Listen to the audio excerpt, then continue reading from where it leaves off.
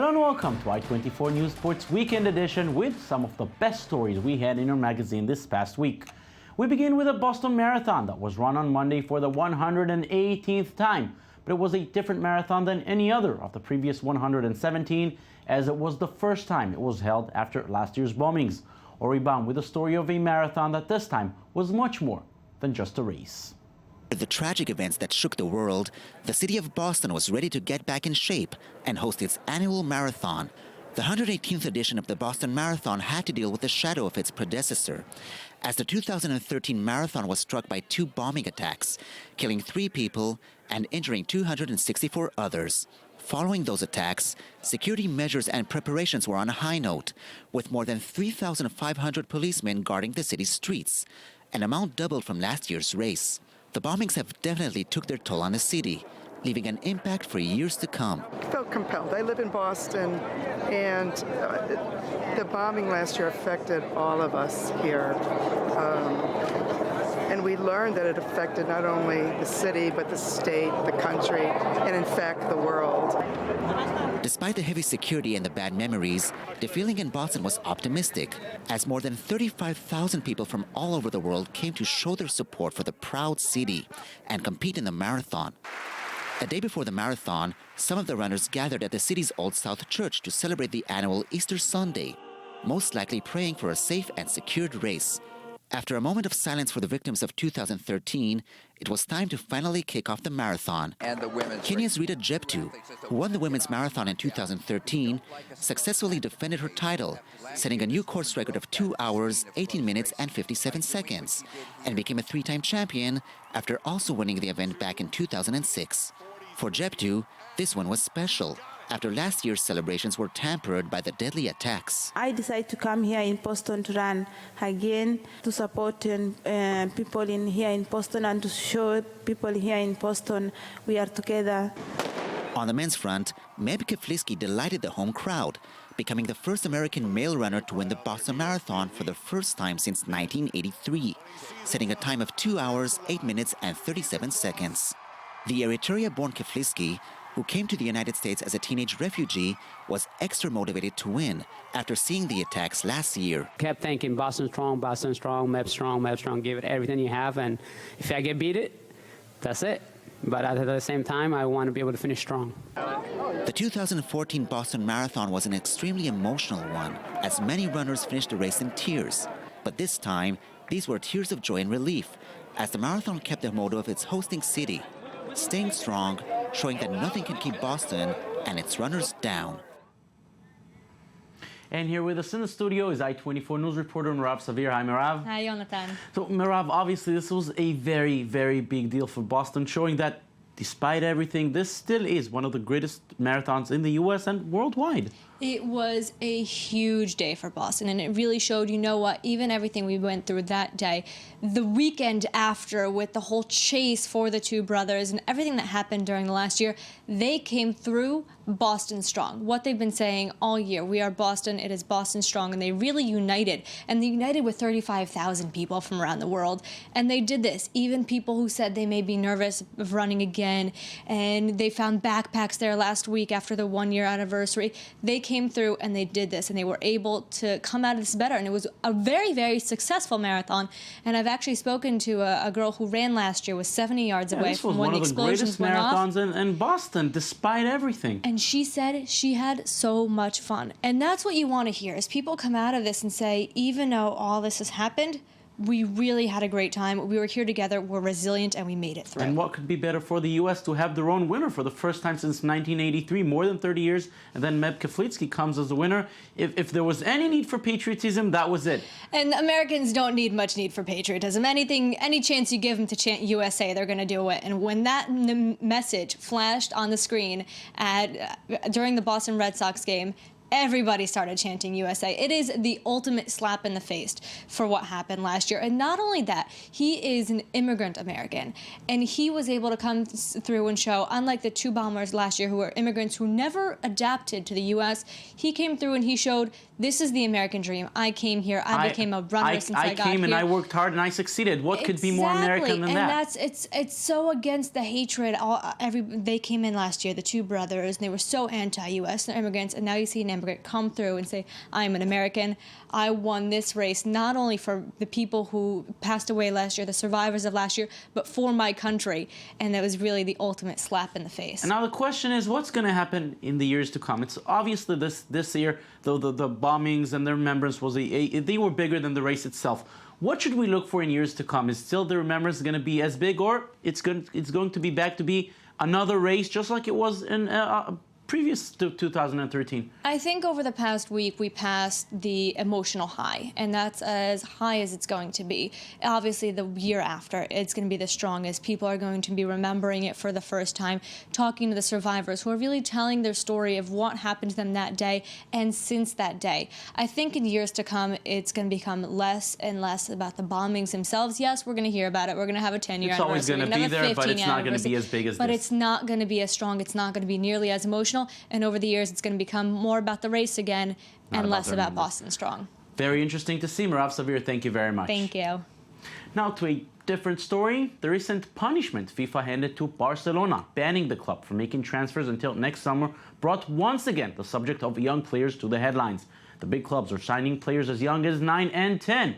Lies Barnbaum looks at the football academies in Europe, where the young talents are being raised in the hope that some of them will become the next Messi or Ronaldo. Last year, Spanish giants Real Madrid have recruited the services of a Japanese football prodigy who is only 9 years old. This kind of signing isn't a unique example in the football world, but lately, football's governing body FIFA does not hesitate to punish clubs who have gone too far. Just recently, Barcelona have been banned from the transfer window for the 2014-2015 season due to the transfers of minor players. This is a major insult to the Catalan club, which considers its famous training center, the Masia, as an institution. This academy has seen many generations of champions since its establishment in 1979, with top names like Messi, Iniesta, Xavi, and Puyol, who have been at the club since a very young age, growing up together. FIFA knows that we do things right and that we worry about the kids, about their education, that there are kids that come to La Masia that receive an education that they possibly would not even receive in their own countries. The training of players is taken highly seriously by big clubs. To avoid recruiting stars who are too expensive, teams invest in young potentials and take care of their education. In this case, France is considered as leaders in the field.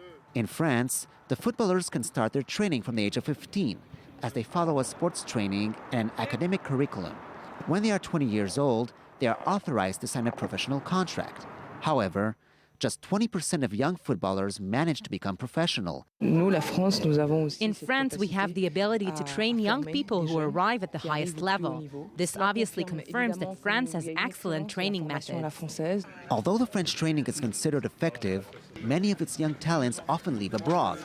13 of the best European training clubs are in France, as Spain and England are behind with 8 and 6 respectively. Lyon comes in at second place behind Barcelona, and Rennes is fourth just behind Real Madrid, far ahead of huge names like Manchester United and Bayern Munich.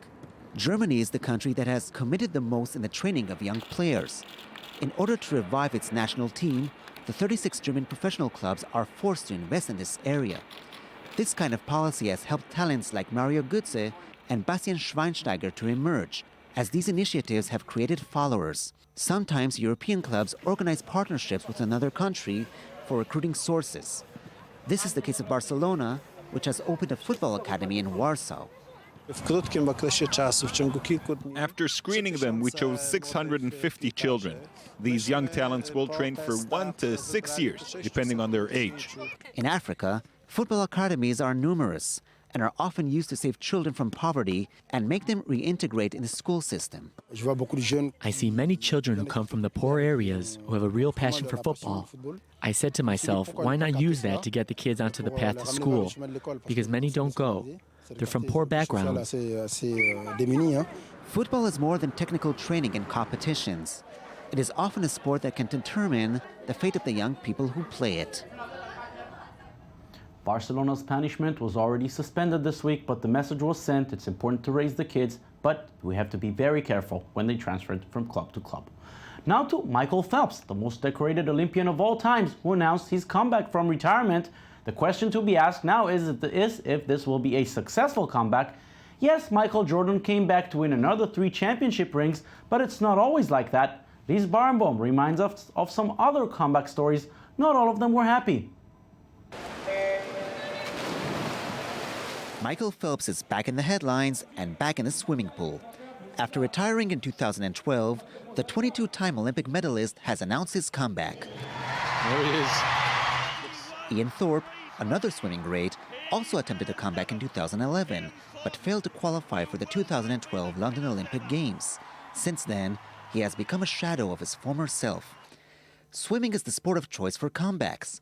After a 2-year break, French swimmer Laure Manodou couldn't resist returning to the pool. Yet, she was aware of her limitations before the London Olympics. I did not want to consider me either as captain or leader because I came back and it's still quite tricky.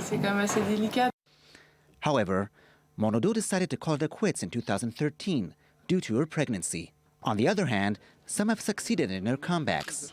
After the Euro 2004, Zinedine Zidane retired from the French national team. Yet he agreed to return a year later to help his teammates qualify for the 2006 World Cup. Zidane took his team to the finals, but ended his career on a sour note with the infamous headbutt to Marco Materazzi. Legendary boxer Mike Tyson also made several returns to the ring. After serving 3 years in prison, the former undisputed heavyweight champion came back in 1995, but was notoriously remembered for biting the ear of Evander Holyfield during a fight in 1997. Tyson's career was mainly turbulent, and he eventually left the boxing world in 2008. I'm not good at it anymore. No, I don't have the desire to be that guy anymore. Belgian tennis player Justine Henin was also on the losing side of a comeback. After retiring in 2008, the former world #1 returned to action 2 years later, but didn't achieve the same success as before. At the age of 27, Henin tried to resume her career with great enthusiasm.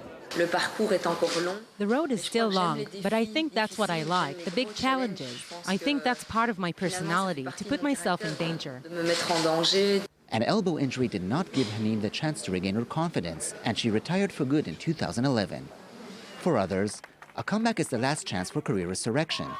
One example is Lance Armstrong, who made his farewells to cycling in 2005. The 7-time Tour de France winner came back in 2010, but that was the beginning of the end.